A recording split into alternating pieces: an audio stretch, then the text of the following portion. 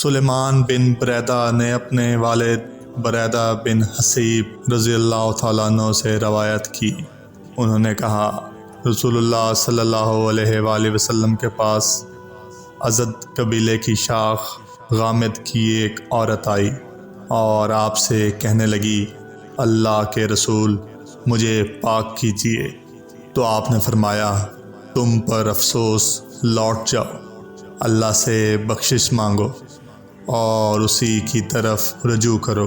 اس عورت نے کہا میرا خیال ہے آپ مجھے بھی بار بار لوٹانا چاہتے ہیں جیسے معاذ بن مالک کو لوٹایا تھا۔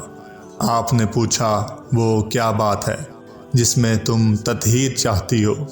اس نے کہا وہ زنا کی وجہ سے حاملہ ہے۔ تو آپ نے تاکیداً پوچھا کیا تم خود؟ اس نے جواب دیا جی ہاں۔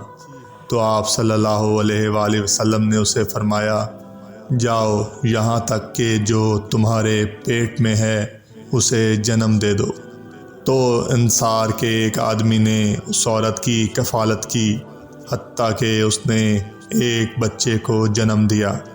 تو وہ آدمی نبی کریم صلی اللہ علیہ وآلہ وسلم کی خدمت میں حاضر ہوا اور کہنے لگا غامدی عورت نے بچے کو جنم دے دیا ہے۔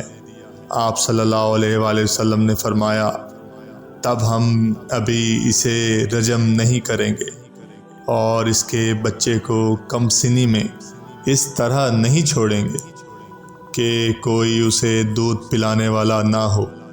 پھر انصار کا ایک آدمی کھڑا ہوا اور کہا اے اللہ کے نبی اس بچے کی رضاعت میرے ذمہ ہے۔